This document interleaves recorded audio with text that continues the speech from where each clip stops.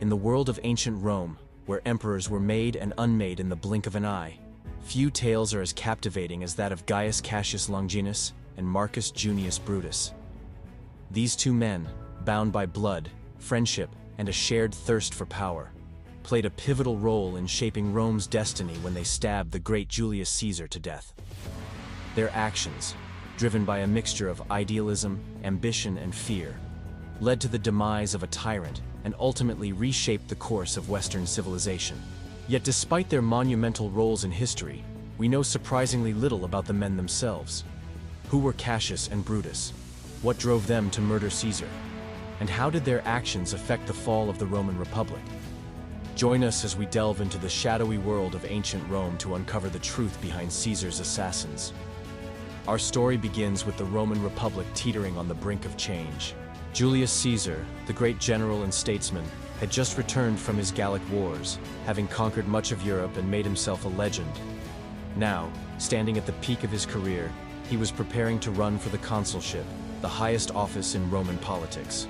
This was seen by many senators, including Cassius and Brutus, as a power grab, a way for Caesar to make himself king and destroy the delicate balance of power that had held the Republic together for so long.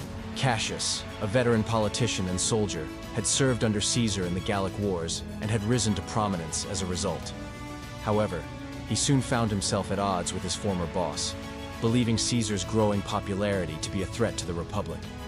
On the other hand, Brutus, Caesar's friend, and even adopted brother-in-law, was torn between his admiration for Caesar and his duty to the Republic. Despite coming from aristocratic families, both men had something to prove. Cassius, though respected, had never held the consulship and was eager to make a name for himself. Meanwhile, Brutus, burdened by his famous name, sought to live up to the legacy of his ancestors. Cassius, ever the pragmatist, decided to use Caesar's growing tyranny as a platform for his own rise to power. He began plotting against Caesar, forming a secret group of senators who shared his concerns about Caesar's ambitions. On the other hand, Brutus, torn by his conflicting loyalties, hesitated to join the plot. Then came the turning point, the event that tipped the scales and pushed these two men to commit one of the most audacious acts in history. According to Plutarch, a Greek historian who lived in Roman times, this catalyst was a simple comment made by Caesar after crossing the Rubicon River and starting a civil war against Pompey. When someone commented that Caesar was acting like a king, supposedly he replied, "Why not?" This seemingly offhand remark showed the senators what they feared most, that Caesar had his sights set on becoming king and destroying the Roman Republic. From that moment on, Brutus's opposition to Caesar solidified, and he joined Cassius in the plot to assassinate the dictator. As the conspirators made plans to kill Caesar, Cassius took charge of gathering support, enlisting influential senators and organizing logistics. Meanwhile, Brutus grappled with the moral implications of their plan, questioning whether they were truly doing the right thing. Cassius, driven by his desire for power, was resolute. He saw Caesar's death as a means to restore the Republic and secure his place in Roman politics. Brutus, on the other hand, saw it as a necessary evil, a way to save Rome from a tyrannical ruler. Both men believed they were acting for the greater good, but their motivations were vastly different. Cassius wanted power. Brutus wanted to preserve the Republic. Yet even in their darkest hours, each man couldn't deny the thrill of conspiracy, the allure of being part of something bigger than themselves. They met in secret, whispering plans under the cover of darkness and sealing their fates with solemn oaths. They agreed that on the Ides of March, during a Senate meeting, they would confront Caesar and put an end to his reign. It was a risky plan, but they felt confident that they had the support of the people and the Senate. After all, they were ending the dictatorship and restoring order to Rome, or so they thought.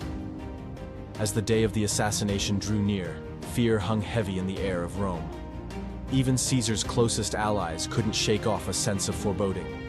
Calpurnia, Caesar's wife, begged him not to go to the Senate that day, warning of ill omens and dreams she'd had of Caesar's death.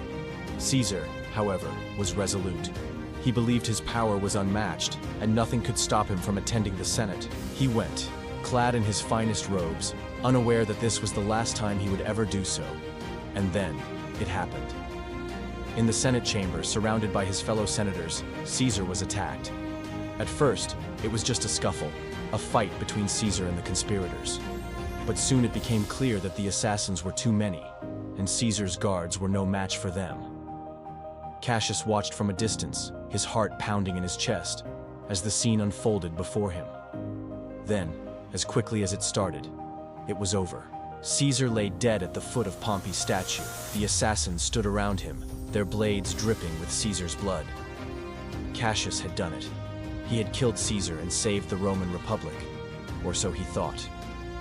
As news of Caesar's assassination spread through Rome, celebrations erupted in the streets. The people cheered and sang, believing they had freed themselves from tyranny. Cassius and Brutus basked in the adulation, feeling vindicated. They had taken a monster and made Rome great again, but their victory was short-lived. Soon, the people turned on them, blaming them for plunging Rome into chaos and civil war. Cassius and Brutus fled Rome, taking opposite sides of the conflict. Cassius, with his army, retreated to the south, while Brutus and his few remaining supporters retreated north. Neither man was prepared for what came next. Both men knew they were hunted, that the people and Caesar's allies were coming for them. They had no choice but to fight back. And so they did. Cassius, with his military experience, put up a good fight, winning several battles and keeping the Caesar's forces at bay. But Brutus, with fewer troops and no real military experience, struggled. His forces were defeated, and he was forced to flee. Cassius, hearing this news, was devastated. He had hoped that Brutus would hold out longer, that together they would be able to defeat Caesar's forces and save the Republic. But now it seemed like all was lost.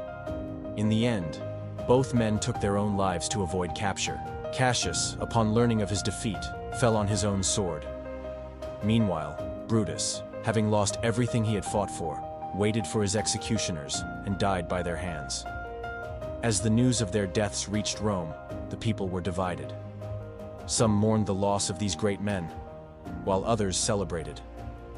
Cassius was seen as a traitor, while Brutus was seen as a hero who had tried to save Rome.